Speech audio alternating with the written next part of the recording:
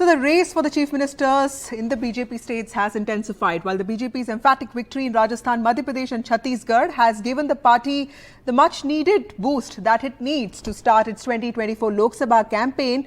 As the party that is difficult to be challenged, at least in the Hindi-speaking states, there is another test that it is facing now, the choice for the chief minister. In Rajasthan, it faces Vasundhara Raje, who's not likely to give up her political domination easily. A two-time chief minister, she has a hold over MLAs, and what we understand is that she's been having meetings with them. She arrived in Delhi last night and is expected to meet BJP President JP Nadda.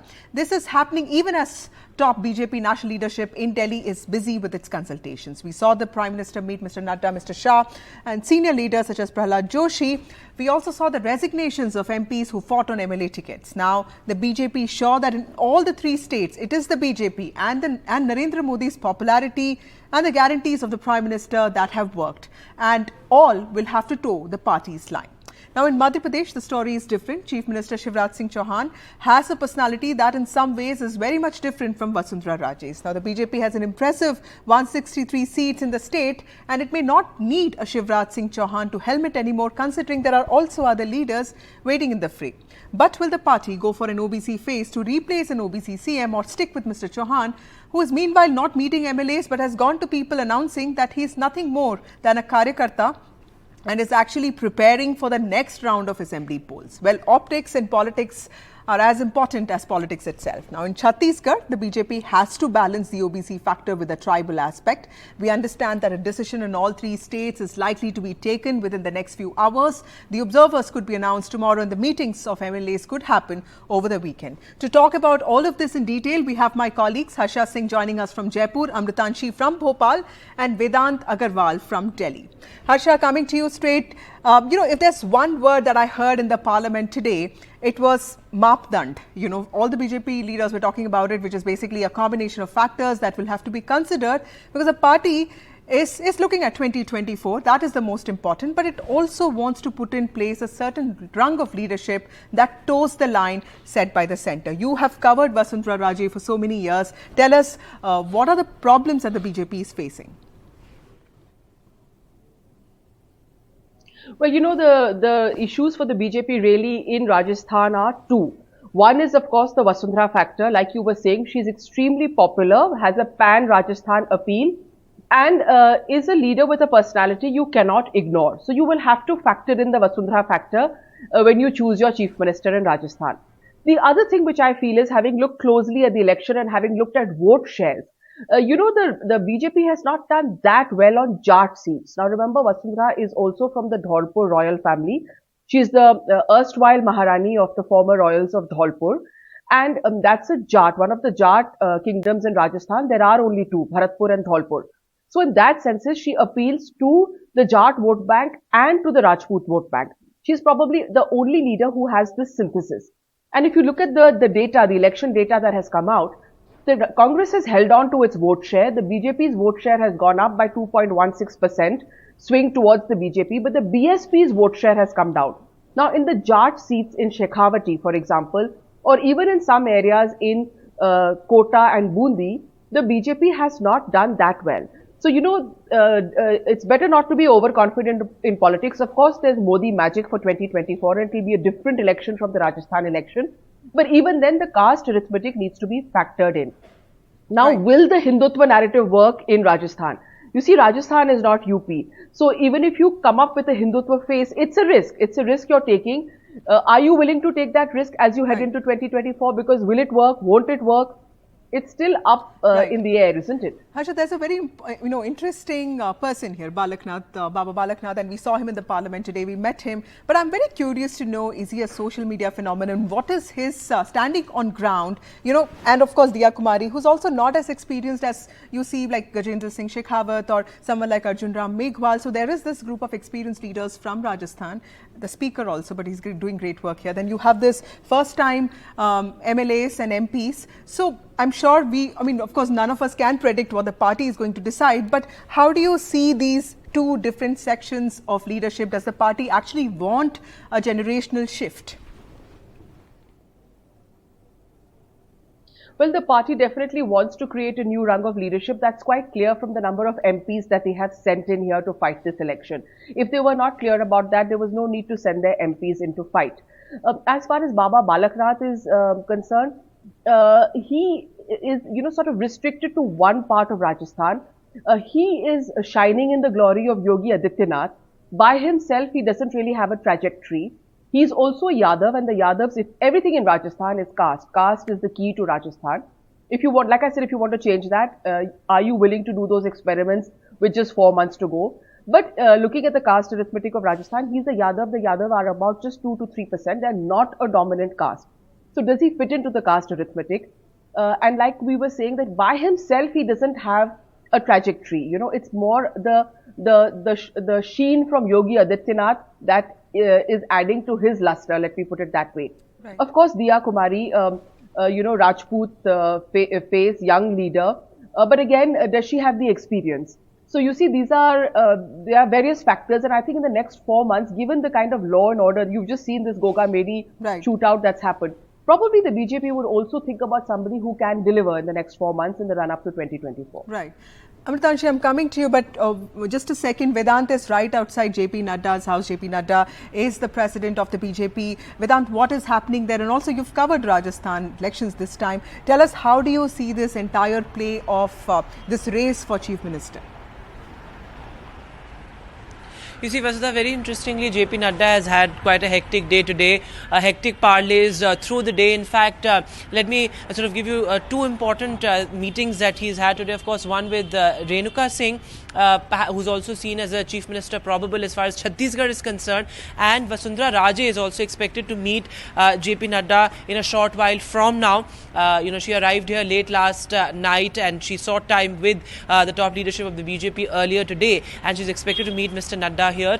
Now, as far as Chhattisgarh is concerned, because JP Nadda met Renuka Singh, who, as I said, is seen as one of the front runners as far as the race for the top job in Chhattisgarh is concerned. MOS tribal affairs, because as far as Chhattisgarh is concerned, the BJP is torn, of course, between looking at a chief minister from the OBC community and also from the tribal community. Because remember, the BJP's victory in Chhattisgarh was really powered by the tribal community. Because it's a popular saying in Chhattisgarh, whoever wins a Bastar region actually wins Chhattisgarh, and the BJP was able to bag 26 seats, as many as 26 seats, both in the Bastar and in the Sarguja region. So, of course, the BJP is looking at a tribal face as far as Chhattisgarh is concerned. Of course, the first name that comes to mind is Vishnu Dev Sai, who has, of course, been a former state chief of Chhattisgarh, a former union minister as well, an important tribal face as far as, the BJP is concerned. So, and Renuka Singh, as I mentioned, who met JP Nadda here in the national capital as well, she's also being seen as a front runner as far as Chhattisgarh is concerned. Right. And very quickly, as far as the OBC, face is concerned, the BJP is also looking at Arun Sahu. Because remember, the BJP had fielded 11 Sahu candidates as well in Chhattisgarh. Right. So I'm coming to that to you in a bit, because I think the OBC factor is going to play on the BJP's mind. Politics of India bloc is also centered around OBC politics. So clearly that is a difficult decision for the party to make. But clearly, more than Chhattisgarh and Madhya Pradesh, it is Rajasthan that seems to be the trickiest for the party right now. Coming to Amritanshi, Shivraj Singh Chauhan's positioning in Chhindwara yesterday was very interesting, because it's clear that while his Lakshmi Behna Yojana seems to have, Ladli Behna Yojana seems to have worked, it's being credited also, many of his ministers have lost. So that makes it seem like there is truth in this understanding that the turnaround in Madhya Pradesh in BJP happened over the last few months when the central leadership of the party took over. Do you think this is going to play out in the selection of the chief minister, maybe like somebody who is not part of MP politics now being sent as chief minister? Do you think that probability exists? Surely, but the statements of many ministers and many big politicians are very confusing in Madhya Pradesh right now. Recently, Kailash Vijayvargiya, who is the National General Secretary of BJP, gave the statement that Ladli Behna Yojana played a very crucial role in Madhya Pradesh, but it was not present in Rajasthan and Chhattisgarh. And that's why it's about the Ladli Behna Yojana in Madhya Pradesh, but also it is the Modi magic in all the three states. Now, Kailash Vijayvargiya has also given a statement that till Sunday, the confusion about the CM phase in Madhya Pradesh, and other states will also be getting cleared by this Sunday. And this shows that BJP is like constantly consulting to their main leader, main politicians about who will be the face in Madhya Pradesh. The story in Madhya Pradesh is slightly different from other states because there are many big faces who have come to Madhya Pradesh. They have returned for their politics in Madhya Pradesh, especially if we talk about the Union Ministers Narendra Singh Tomar and Prahlad Singh Patel, who have resigned yesterday.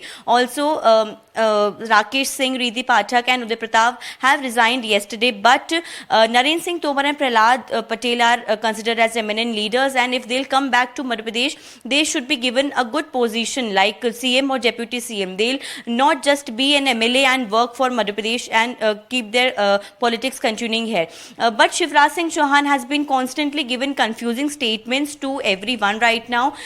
He is not going to Delhi. He only said that I'll not be going to Delhi, while all the leaders of Madhya Pradesh, V.D. Sharma, Narendra Singh Tomar, Prahlad Patel, Gopal Bhargav, the most senior MLA of BJP, they are in Delhi meeting party people. But Shivraj Singh Chauhan, he has launched his Mission 29 in Madhya Pradesh. Yesterday he was in Chhindwara, which is known the place of Kamal Nath. Today he was in Shopur, and tomorrow he'll be going to Ragogad, the place where Digvijay Singh hails from. So Shivraj Singh Chauhan has said, I'm only the Karyakarta of the party, but still there is much confusion in the central leadership and also in Madhya Pradesh, that who will be the next CM of Madhya Pradesh. Right. Harsha, I've asked you this question many times, but what is the future of Vasundhara Raje given any of the outcomes?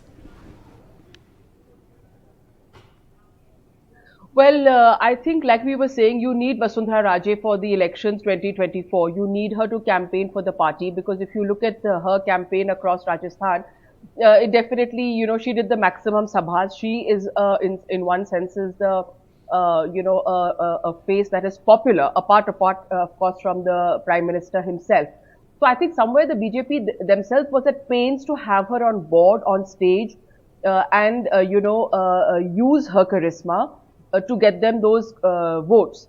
Now, what will be her future? Well, very difficult to say, because, if she is going to stay in Rajasthan, I don't think it's going to be okay for her to just be a normal MLA after having been two-time Chief Minister.